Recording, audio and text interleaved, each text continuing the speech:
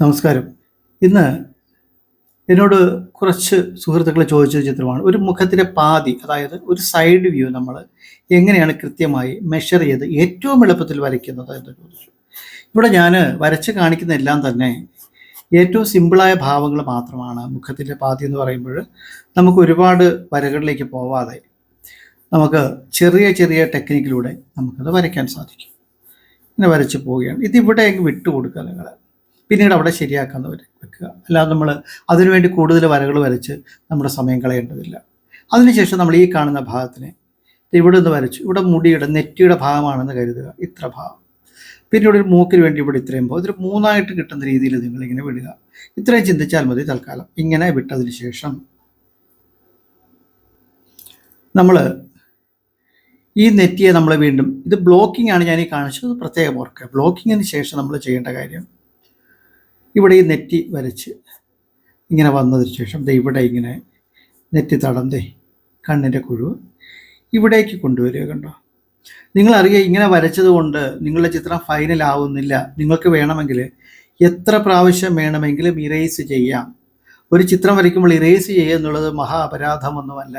ചിത്രരചനയുടെ കാതലായ ഒരു കാര്യം തന്നെയാണ് ഇറേസ് ചെയ്യുക എന്നുള്ളത്. അതുകൊണ്ട് പലർക്കും ഭയം ഇതാണ്, ഞാൻ വരയ്ക്കുമ്പോൾ തെറ്റിപ്പോകുന്നു, പല പ്രാവശ്യം തുടയ്ക്കുമ്പോൾ പേപ്പർ ചീത്തയാവുന്നു.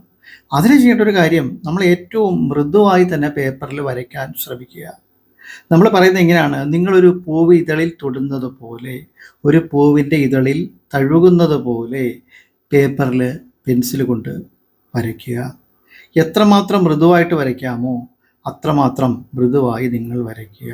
ഇവിടെ ഒരു ബലത്തിൻ്റെയും ആവശ്യമില്ല. ഇത് നല്ല ഡാർക്കായ ഒരു പെൻസിലാണ്, ഗ്രാഫൈറ്റ് പെൻസിലാണ്. പക്ഷേ ഞാൻ ഈ പെൻസിൽ കൊണ്ട് വളരെ സോഫ്റ്റായിട്ടാണ് വരയ്ക്കുന്നത്. അതുകൊണ്ടാണ് ഇതൊട്ടും നമുക്ക് എപ്പോഴും വേണമെങ്കിൽ ഇറേസ് ചെയ്ത് മാറ്റാൻ പറ്റുന്നത്. അല്ലാതെ ഞാനിത് ഇറേസ് ചെയ്തത് തെറ്റാണ്, അങ്ങനെയൊന്നുമില്ല. നോക്കൂ, ചില മാഗസിനിലൊക്കെ വരയ്ക്കുമ്പോൾ നമ്മൾ ചിത്രകാരന്മാർ എത്രയോ പ്രാവശ്യം ഇറേസ് ചെയ്യുകയും അവസാനം ആ ചിത്രം ശരിയാവാതെ വന്നാൽ കളഞ്ഞിട്ട് അടുത്ത ചിത്രം വരയ്ക്കാൻ തുടങ്ങുകയും ചെയ്യും, അടുത്ത രീതിയിലേക്ക്. ഒരു സൃഷ്ടി എന്ന് പറയുന്നത് പലവരും നമ്മൾ വരച്ച് പരുവപ്പെടുത്തി എടുക്കേണ്ട ഒന്നാണ്. നമുക്ക് അവസാനത്തെ റിസൾട്ടാണ് വേണ്ടത്. നോക്കാം, ഇവിടെ നിന്ന് വീണ്ടും ഇത്രയും വ്യത്യാസം വന്നിട്ടുണ്ടല്ലേ. അതിനുശേഷം ഈ താടിയലിൻ്റെ ഭാഗം ഇവിടുന്ന് അങ്ങോട്ട് നമുക്ക് വരയ്ക്കാം. ഇത് കഴുത്തിലേക്ക് പോകുന്ന ഭാഗം കണ്ടോ. ഇത് നമുക്കിങ്ങനെ അറിയാം ഈ രൂപം. എപ്പോഴും ലിപ്പൊക്കെ വരയ്ക്കുമ്പോൾ മിതമായ ചെറിയ ലിപ്പുകൾ വരയ്ക്കുക. അത് ഇത്രയും നീളം ഉണ്ടാവുക. നോക്കുക, ഈ കണ്ണിൻ്റെ കൃഷ്ണമട്ട് നേരെയാണ് ഏകദേശം ലിപ്പ് വരേണ്ടത്. ഇനി നമ്മൾ ഇവിടെ അടയാളപ്പെടുത്തുന്നത്, ഇവിടെ ഒരല്പം മുഖം ചരിഞ്ഞിട്ടാണ് ഞാൻ ഇവിടെ കാണിക്കുന്നത്. കാരണം അപ്പുറത്തെ കണ്ണിൻ്റെ ഒരു പോർഷൻ കൂടെ കാണിക്കാമെന്ന് വെച്ചു. ഇവിടെ നമ്മൾ പയ്യെ പുരികത്തിലേക്ക് പോവുക. നോക്കൂ, ഇത് ഒരു മാർഗം മാത്രമാണ്. അനേകം മാർഗങ്ങളുണ്ട് ചിത്രരചനയ്ക്ക്. ഇത് മാത്രമല്ല, ഓരോ വ്യക്തിയിലും ചിത്രം വരയ്ക്കുമ്പോൾ അവർക്ക് വരുന്ന എവിടെ നിന്ന് തുടങ്ങണമെന്നുള്ള തോന്നൽ ഓരോ വ്യക്തിയിലും അധിഷ്ഠിതമാണ്. അല്ലാതെ ഞാൻ പറഞ്ഞതുകൊണ്ട് ഞാൻ പറഞ്ഞതുപോലെ തന്നെ ചെയ്യണമെന്നൊരു നിർബന്ധവുമില്ല. നിങ്ങൾക്ക് ഈ രീതി കൂടി അനുകരിക്കാം. ഇത് ഏറ്റവും എളുപ്പം എനിക്ക് തോന്നിയിട്ടുള്ളൊരു കാര്യമാണ്. അവിടെ ഇവിടുന്ന് ഇത്രയും ദൂരം വെച്ചു, ഇവിടെ കണ്ണ് വരയ്ക്കുകയാണിത്. അത് നമ്മളോട് വിശദമായിട്ട് കാണിക്കാം. ഇവിടെ കണ്ണിന് വേണ്ടി ഇന്ന സ്ഥലം എടുത്തുകൊണ്ട്, ഇതാണ് കണ്ണ്, ഇങ്ങനെ നിൽക്കുന്നു, ഇവിടെ വരച്ചിരിക്കുന്നു. അപ്പോൾ നമ്മൾ ഇവിടെയും ഇതുപോലെ തന്നെ ഇവിടെയും അല്ലേ, ഇവിടെയും വന്നിട്ട് ഈ കൺപോള, ഒരു ഇപ്പുറത്തെ കൺപോള ഇങ്ങനെ വന്നിരിക്കുന്ന കൺപീലികളാണ് ഈ കാണുന്നത്. ഇവിടെയും ഈ കൃഷ്ണമണിയുടെ ഭാഗം നമുക്കിവിടെ ചെറുതായിട്ട് കാണാം. ഇവിടെ കൺതടം കാണാം. കണ്ടോ, ഇത്രയും വന്നു കഴിഞ്ഞു. ഇനി നമുക്ക് ഇറേസ് ചെയ്ത് ചെയ്യേണ്ട കുറേ കാര്യങ്ങളുണ്ട്.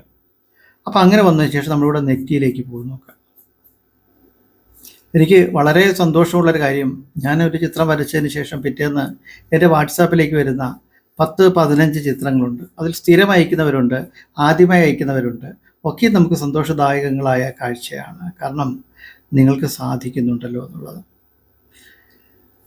അങ്ങനെ നമ്മൾ ഈ ചിത്രം വരച്ചു. നോക്കുക, നമ്മളെപ്പോഴും ഈ ഒരു അളവ് ഇവിടം വരെ എടുത്താൽ അത്രയും ഭാഗം പിറകോട്ട് കൊടുത്തു കഴിഞ്ഞാൽ ചെവിയുടെ അളവ് ഏകദേശം വരും. നമ്മളെപ്പോഴും കൃത്യമായൊരു അളവ് വരാതെ ഏകദേശം എന്ന് പറയുന്നതിന് കാരണം ഓരോ മുഖവും അതിൻ്റെ അളവും രീതിയും ഒക്കെ വ്യത്യസ്തമാണ്.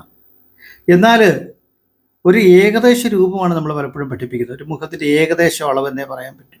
ചിലരുടെ മൂക്ക് ചെറുതാണ്, ചിലരുടെ കണ്ണ് വലുതാണ്, ചിലരുടെ ചെവിക്ക് വലിയ ചെവികളാണ് ബുദ്ധനെ പോലെ. അങ്ങനെ പല വ്യത്യാസങ്ങളുള്ളത് കൊണ്ട് നമുക്ക് അളവുകളിൽ ഒരുപാട് മാറ്റങ്ങളുണ്ടാകും. കാരണം നമ്മുടെ മുഖത്തിൻ്റെ ആകെ അളവ് വളരെ കുറവാണല്ലോ. അവിടെ ഉണ്ടാകുന്ന ചെറിയ മാറ്റങ്ങൾ പെട്ടെന്ന് നന്നായിട്ട് നമുക്ക് ഫീൽ ചെയ്യും. അതുകൊണ്ട് നമ്മൾ അറിയേണ്ടത് ഒരിക്കലും ഒരു മുഖം പോലെയല്ല മറ്റൊരു മുഖം. അളവുകളിലൊക്കെ കാര്യമായ വ്യത്യാസമുണ്ടാവും. അടിസ്ഥാനപരമായ ഒരു അളവ് മാത്രമാണ് നമ്മളിവിടെ എടുക്കുന്നത്. നോക്കുക, ഞാനിവിടെ ഇത്രയും ചെയ്തിട്ടുണ്ട്.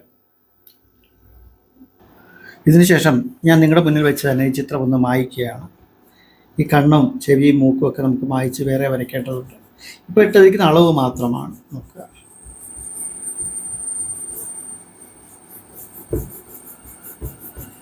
ചെറുതായിട്ട് മായ്ച്ചിട്ടുണ്ട്. ചില കേസിലൊക്കെ ഞാൻ മായ്ക്കുന്നത് കാണിക്കാറില്ല, കാരണം അത് നമ്മളൊക്കെ ചെയ്യുന്ന കാര്യമായതുകൊണ്ട് പ്രത്യേകിച്ച് പറയണ്ട എന്ന് കരുതി.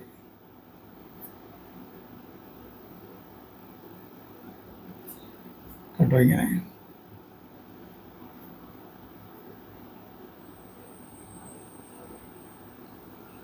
നമ്മൾ ഈ കണ്ണിലേക്ക് ഇങ്ങനെ വരയ്ക്കുന്നു.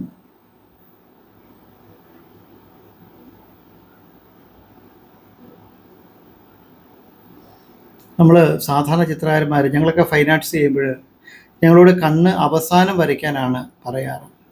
എന്നാൽ ഇപ്പോൾ ഒരുപാട് ചിത്രകാരന്മാർ കണ്ണ് നേരത്തെ വരയ്ക്കുന്നുണ്ട്. രണ്ടും നല്ലതാണ്. ഞങ്ങളോട് പറയുന്നതിന് ജീവൻ കൊടുക്കുന്നത് അവസാനമാവണം. അപ്പോൾ നമ്മൾ ചിന്തിക്കും, കണ്ണിൽ മാത്രമാണോ ജീവൻ? അങ്ങനെയൊന്നുമല്ല. നമ്മുടെ പ്രാണൻ്റെ പിടപ്പ് കാണണമെങ്കിൽ കണ്ണിൽ നോക്കണം. നമ്മൾ ഒരാൾക്ക് സങ്കടം ഉണ്ടെങ്കിൽ എത്ര ചുണ്ട് കൂട്ടിപ്പിടിച്ച് നിന്നാലും അവരുടെ കണ്ണിലറിയാം. കണ്ണുകളെ നമുക്ക് ഒളിക്കാനാവില്ല. കണ്ണിൽ സൂക്ഷ്മമായിട്ട് നോക്കിക്കഴിഞ്ഞാൽ ഓരോ ജീവിയുടെയും കണ്ണുകളിലുണ്ട് അതിൻ്റെ ദൈന്യതയൊക്കെ. അങ്ങനെയുള്ള കണ്ണ് നമുക്ക് അവഗണിക്കാനാവാത്ത ഒന്നാണ് കണ്ണ്. നമ്മൾ ചിത്രം വരയ്ക്കുമ്പോൾ പലപ്പോഴും കണ്ണിനെ അവസാനം വരയ്ക്കണമെന്ന് പറയുന്നത് അതിന് ജീവൻ കൊടുക്കുക എന്നൊക്കെയാണ് എൻ്റെ മാഷൊക്കെ പറഞ്ഞു തന്നിട്ടുള്ളത്. കാരണം കണ്ണിലൂടെ നമുക്ക് പ്രാണനെ അറിയാം. കണ്ണിലൂടെ നമുക്ക് പലതും അറിയാം. പ്രാണൻ്റെ പിടപ്പും അറിയാം. ഒരാളുടെ നോവും വിശപ്പും ഒക്കെ നമുക്ക് കണ്ണിലൂടെ അറിയാം. സന്തോഷം വന്നാലും വിടരുന്ന കണ്ണുകൾ നമുക്കറിയാം. അപ്പോൾ കണ്ണ് കണ്ട് നമുക്ക് പലരെയും വായിച്ചെടുക്കാനാവും. കണ്ടോ? അപ്പോൾ ഞാനിവിടെ കണ്ണിനെ ഒന്ന് തെളിക്കുകയാണ്. കണ്ണൊക്കെ ഡീറ്റെയിൽ ആയിട്ട് നമ്മൾ വരച്ചിട്ടുണ്ട്. അതല്ലെങ്കിൽ ഇനിയും നമ്മൾ ആവശ്യമെങ്കിൽ ഒരിക്കൽ കൂടി മറ്റു ചില ആംഗിളിൽ നിന്നുള്ള കണ്ണുകളെ വരച്ച് കാണിക്കും. നമ്മളിങ്ങനെ പോയിട്ട് ഇവിടെ കണ്ണിനോട് ചേർക്കുകയാണ്. എപ്പോഴും ഇവിടെ വരയ്ക്കുമ്പോൾ രണ്ട് തട്ട് പോലെയാണ് വരയ്ക്കേണ്ടത്. കണ്ടോ? ഇങ്ങനെയാണ്. പിന്നീട് നമ്മൾ ഈ കണ്ണിൻ്റെ ഒരു മടക്കുണ്ട്, ഇങ്ങനെ വരും. കണ്ടോ? അത് വരയ്ക്കുക. അതിനുശേഷം നമ്മുടെ കൺപീലികൾ നമ്മൾ വരയ്ക്കുക.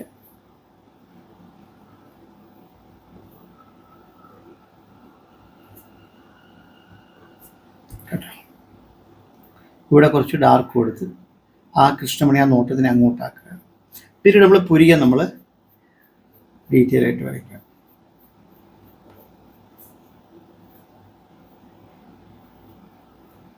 ഒരു തടിപ്പുണ്ട്.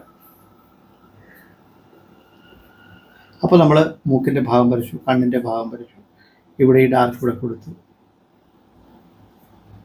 ഇവിടെ വേണമെങ്കിൽ ചെറുതായിട്ടൊരു ഷെയ്ഡ് കൊടുക്കാം, കാരണം ഇവിടെ ഉള്ളിലേക്ക് നിൽക്കുന്നത് പലകണ്ടോ. ഇവിടെ നമുക്ക് ചെറിയ ഷെയ്ഡിന് കൊടുക്കാം.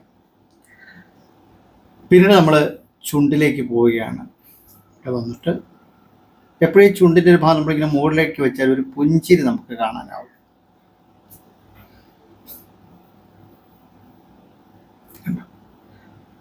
ഒരു പ്ലസൻ്റ് മൂഡ് നമ്മളെപ്പോഴും കാണാൻ ആഗ്രഹിക്കുന്നത് അതുകൊണ്ടാണ്.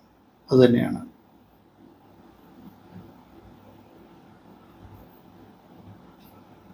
നിങ്ങൾ കേട്ടിട്ടുണ്ടോ എന്ന് എനിക്കറിയില്ല, വീടുകളിൽ കരയുന്ന ചിത്രം വെക്കരുതെന്ന് പണ്ടൊരു ചൊല്ലുണ്ട്. പലരും പറഞ്ഞു കേട്ടു. എൻ്റെയൊക്കെ ചെറുപ്പകാലത്ത് തന്നെ പറഞ്ഞു കേട്ടു, വീട്ടിൽ കരയുന്ന ചിത്രം. ഞാൻ വരയ്ക്കുമ്പോൾ തന്നെ എൻ്റെ വീട്ടിൽ വഴക്ക് പറയായിരുന്നു, കരയുന്ന ചിത്രം വരയ്ക്കരുത്. അതിനെന്തെങ്കിലും യുക്തി ഉണ്ടോ എന്ന് ഞാൻ ആലോചിച്ചു. ഒരു യുക്തിയുമില്ല. പക്ഷേ നമുക്ക് ഈ കണ്ണീര് കാണുന്ന അത്ര സുഖമായിട്ട് തോന്നുമോ? ഇല്ല. നമുക്കതിനെ ആസ്വദിക്കാനും ഇഷ്ടപ്പെടാനും ആവില്ല. കാരണം നമ്മൾ ആഗ്രഹിക്കാത്ത ഒന്നാണ് കരയുക എന്നുള്ളത്, അല്ലേ? അപ്പോൾ അതുകൊണ്ടായിരിക്കാം ആ ഒരു കാഴ്ചയുടെ അലോസരങ്ങൾ നമ്മൾ ഉണ്ടാവാതിരിക്കാൻ വേണ്ടിയായിരിക്കാം അങ്ങനെയുള്ള കണ്ണുകൾ വരയ്ക്കരുതെന്ന് പറയുന്നത്. നോക്കൂ, വളരെ ലളിതമായിട്ട് ഞാനത് വരച്ചു. ഇനി ഇവിടെ നിന്ന് ഇങ്ങനെയുള്ള ഒരു പാട്. ഇതൊന്നും പൂർണ്ണമായിട്ട് വരയ്ക്കേണ്ടതില്ല, കാരണം ഇതൊന്നും പൂർണ്ണമായ വരകൾ ഒരിക്കലും നമ്മുടെ ശരീരത്ത് വരുന്നില്ല. ഒക്കെ നിഴലുകൾ പോലെ ചെറിയ നിമ്നോന്നതങ്ങൾ ഒക്കെ മാത്രമാണ് വരുന്നത്. അതുകൊണ്ട് തന്നെ പലതും നമുക്ക് വരച്ച് ഫലിപ്പിക്കേണ്ടതില്ല, വരച്ച് കാണിക്കേണ്ടതുമില്ല. ചെറിയ നിഴലുകൾ അത് കണ്ണ് പൂരിപ്പിച്ചുകൊള്ളൂ എന്ന് പറയും. ഇങ്ങനെയാണ് നിൽക്കുന്നത്. നോക്കാം. ഇനി നമുക്ക് വേണമെങ്കിൽ ഈ മുടിയെ വരയ്ക്കാം. മുടി എങ്ങനെയാണോ നമ്മുടെ മുടി വളരുന്നത്, മുടി താഴേക്ക് വരുന്നത്, അതേമാതിരിയാണ് കേട്ടോ. ഇനി ഇവിടുന്നൊക്കെ മുടി വളർന്നാലും നോക്കതേ, നമ്മൾ എവിടെ നിന്ന് മുടി ഉത്ഭവിക്കുന്നത് പോലെ തന്നെയാണ് വരയ്ക്കേണ്ടത്. അപ്പോൾ നമ്മളിവിടെ അടയാളപ്പെടുത്തി ഇവിടെ ഇങ്ങനെ ചെവിയുടെ ഭാഗം വരും. എന്നാൽ മുടി വീണ് നമ്മളിവിടേക്ക് കുറേ ചെവിയുടെ ഭാവമൊക്കെ മറഞ്ഞു അല്ലേ, ഉള്ളിലേക്ക് മാറും. ഞാൻ പ്രധാനമായിട്ടും ഇവിടെ കാണിക്കാൻ വന്നത് മുഖത്തിൻ്റെ സൈഡ് വ്യൂ ആണ്. അതുകൊണ്ടാണ് നമ്മളിവിടെ ഡീറ്റെയിൽ ആയിട്ട് വരച്ചത്. ഇവിടെ ഒന്നും അത്ര ഡീറ്റെയിൽ കൊടുക്കാത്തത്.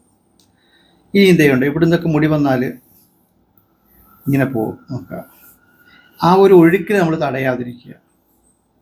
കണ്ടോ, ഇവിടെ നമുക്ക് വേണമെങ്കിൽ ചെവിയുടെ ഒരു പാർട്ട് വരച്ച് കാണിക്കാം. നമ്മൾ കാണുന്ന കുറച്ച് ഭാഗം കണ്ടോ.